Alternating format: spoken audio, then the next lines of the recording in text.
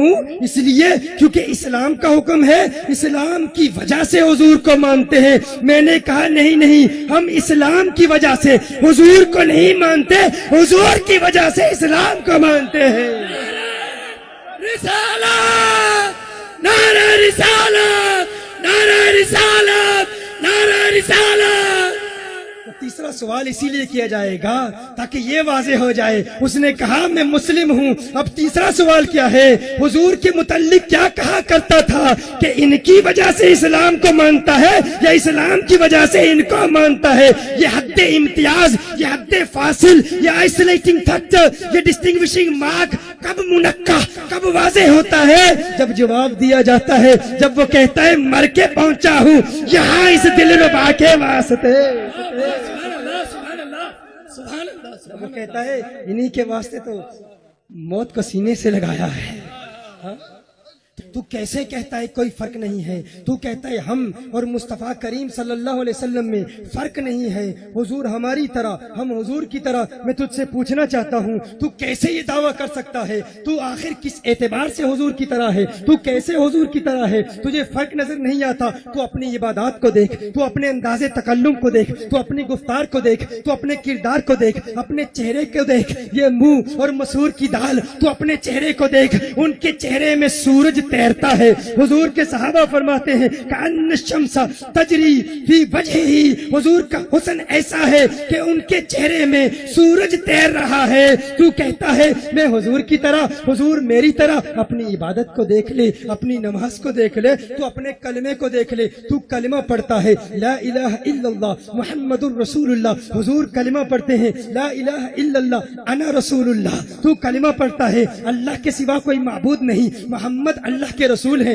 حضور کلمہ پڑھتے ہیں اللہ کے سوا کوئی عبادت کے لائق نہیں، میں اللہ کا رسول ہوں۔ تیرا کلمہ حضور کے کلمے کی طرح نہیں، تیری نماز حضور کی نماز کی طرح نہیں۔ تو نماز پڑھتا ہے، کتنی نمازیں فرض ہیں تجھ پر؟ 5 نمازیں فرض ہیں۔ حضور کے لیے فرمایا وَمِنَ اللَّيْلِ فَتَهَجَّدْ بِهِ نَافِلَةً لَكَ، حضور پر 6 نمازیں فرض، تجھ پر 5 نمازیں فرض۔ تیری نماز حضور کی نماز کی طرح نہیں، تیرا روزہ حضور کے روزے کی طرح نہیں۔ تو نفلی روزہ رکھتا ہے، سحری بھی ہے، افطار بھی ہے۔ حضور نفلی روزہ رکھتے ہیں، صوم وصال رکھتے ہیں، نہ سحری ہے نہ افطار ہے۔ صحابہ نقل کرنے کی کوشش کرتے ہیں، نحیف ہو جاتے ہیں، کمزور ہو جاتے ہیں، ٹانگوں پر کھڑے نہیں رہ سکتے۔ حضور فرماتے ہیں کیا کر رہے ہو؟ آپ کی نقل کر رہے ہیں۔ حضور فرماتے ہیں ایکم مثلی، ایکم مثلی، ایکم مثلی، لست کہیئتکم، لست مثلکم، کون ہے تم میں میری طرح؟ میں تمہاری طرح نہیں، تم میری طرح نہیں۔ بخاری کی حدیث، صحیح مسلم کی حدیث، حضور ہماری طرح نہیں، ہم حضور کی طرح نہیں۔ تیرا کلمہ حضور کے کلمے کی طرح نہیں، تیری نماز حضور کی نماز کی طرح نہیں، تیرا روزہ حضور کے روزے کی طرح نہیں، تیری زکوٰۃ حضور کی زکوٰۃ کی طرح نہیں، تیرے ارکان اسلام 5، حضور کے اس ارکان اسلام 4۔ کیا تو جانتا ہے حضور پر زکوٰۃ فرض ہی نہیں ہے؟ میرے ڈیٹیل لیکچرز ہیں اس موضوع پر کہ اسلام کے احکام کے پیچھے سبب کیا ہے۔ ہر کیوں کا جواب مقاصد شریعہ کی روشنی میں ہم بیان کرتے ہیں کہ فلاں حکم اگر ہے تو کیوں ہے؟ فجر میں اگر 2 فرض ہیں تو کیوں ہے؟ ظہر میں اگر 4 فرض ہیں تو کیوں ہے؟ اگر 2.5% زکوٰۃ فرض ہے تو کیوں ہے؟ 3% کیوں نہیں؟ فجر میں 3 رکعتیں کیوں نہیں؟ ظہر میں 3 رکعتیں کیوں نہیں؟ مغرب میں 4 رکعتیں فرض کیوں نہیں؟ کیوں کے جواب میں ہم بہت کچھ بیان کرتے ہیں، لیکن یہ نقطہ ذرا وزنی ہے۔ لیکن آج گل بہار میں بہار آ چکی ہے، آج گل بہار میں بہار آ چکی ہے، آج آج آج گولی مار کے پڑوس میں بہار آ چکی ہے۔ گولی مارنے والے ختم، دہشت گردی ختم، آج عاشقوں کی بہار ہے۔ اس خوبصورت میدان میں ایک انتہائی خوبصورت علمی نقطہ پیش کرتا ہوں، نقطہ وزنی ہے لیکن عاشق بیٹھے ہیں، اسے اٹھا لیں گے انشاءاللہ، مجھے یقین ہے اٹھا لیں گے۔ تیار ہو؟ دیکھو حضور پر زکوٰۃ فرض کیوں نہیں ہے؟ کبھی اس پر غور کرنے کی کوشش کی؟ حضور پر زکوٰۃ فرض کیوں نہیں ہے؟ زکوٰۃ فرض اس لیے نہیں ہے، زکوٰۃ ادا کیسے ہوتی ہے؟ ادائیگی فرض کے لیے، ادائیگی زکوٰۃ کے لیے یہ ضروری ہے کہ زکوٰۃ مالک کے ملک سے نکل کر قابض کے ملک میں آ جائے۔ زکوٰۃ اس وقت ادا ہوتی ہے جب مالک کے ملک سے نکل کر، کون میری بات سمجھ رہے؟ ہاتھ اٹھائیں مجھے پتہ چلے، ماشاءاللہ تو عوام بھی سمجھ رہے ہیں۔ مالک کی ملک سے نکل کر قابض کی ملک میں آ جائے تو زکوٰۃ ادا ہو جاتی ہے۔ دیکھیے کیا ایک باپ اپنے بیٹے کو زکات دے سکتا ہے؟ نابالغ بیٹے کو باپ زکات دے سکتا ہے؟ کیوں؟ کہا الولد وما فی یدہ کان لأبیہ، الولد وما فی یدہ کان لأبیہ، بیٹا اور جو کچھ بھی بیٹے کے پاس ہے، بیٹا اور بیٹے کی ساری دولت وہ در حقیقت اس کے باپ ہی کی دولت ہوتی ہے۔ تو جب باپ اپنے بیٹے کو زکات دے گا تو اس کے ملک سے نکلے گی، بات سمجھ رہے ہیں نا؟ باپ جب اپنے بیٹے کو زکات دے گا، زکات ادا کب ہوتی ہے؟ جب مالک کے ملک سے نکل کر، مالک کی ملکیت سے نکل کر قابض کی ملک میں آ جائے تو نکلنا ضروری ہے، نکلنا ضروری۔ باپ اپنے بیٹے کو زکات دے گا، زکات ادا نہیں ہوگی کیونکہ مالک کے ملک سے نکلی ہی نہیں، جب نکلی ہی نہیں تو ادا کیسے ہوگی؟ اسی طرح العبد وما فی یدہ کان لمولاہ، ایک غلام، ایک غلام جو کچھ بھی اس کا مال ہے، غلام کے پاس جتنا بھی مال ہے، جتنی بھی دولت ہے، در حقیقت اس کے آقا کی ہے، در حقیقت اس کے آقا کی ہے۔ اب کوئی آقا اپنے غلام کو مال دے گا، زکات دے گا، تو وہ زکات اس کی ملک سے نکلے گی ہی نہیں تو ادا کیسے ہوگی؟ یار کیسے سمجھدار لوگ ہو تم، ماشاءاللہ بہت جلد بات کو سمجھ جاتے ہو۔ تمہیں پتا ہے آقا اپنے غلام کو زکات دے ادا نہیں ہوتی، غلام بھی اس کا مال بھی اس کا، آقا پر زکات فرض اس لیے نہیں ہے، ادا کریں گے تو کس کو ادا کریں گے؟ ساری کائنات آقا کی غلام ہے۔ نعرہ رسالت، نعرہ رسالت،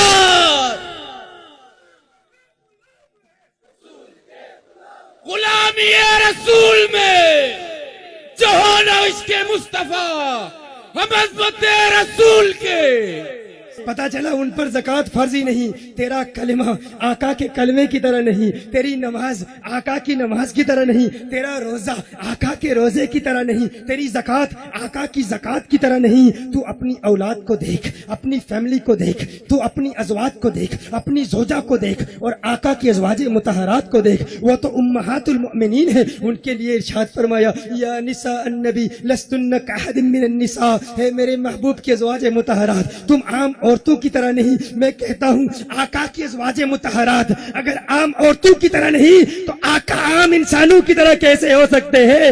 ارے تیری زوجہ آقا کی ازواج مطہرات کی طرح نہیں۔ تو اپنے آپ کو دیکھ، اپنے جسم کو دیکھ، اپنے اعضاء کو دیکھ، اپنے ہاتھوں کو دیکھ، اپنی انگلیوں کو دیکھ، اپنی آنکھوں کو دیکھ، اپنے تھوک کو دیکھ، ذرا تھوک کر دیکھ۔ تیرے تھوک کو جو دیکھے گا نفرت محسوس کرے گا، کراہت محسوس کرے گا، متنفر ہو جائے گا۔ تیرے تھوک پر کوئی تھوکنے کے لیے تیار نہیں۔ اور آقا کا لعاب دہن کیسا ہے، میرے آقا کا لعاب دہن کیسا ہے؟ حضرت سعد بن معاذ کو زخم ہوتا ہے، آقا کا لعاب دہن زخم پر ملتے ہیں، شفا یاب ہو جاتے ہیں۔ ان کے لعاب دہن سے لوگوں کو شفائیں ملتی ہیں۔ تیرے تھوک پہ کوئی تھوکنے کے لیے تیار نہیں، پھر بھی کہتا ہے وہ میری طرح ہے۔ تو اپنے خون کو دیکھ لے، تیرا خون نجاست غلیظہ ہے، کپڑے پر لگ جائے نماز ادا نہیں ہوتی۔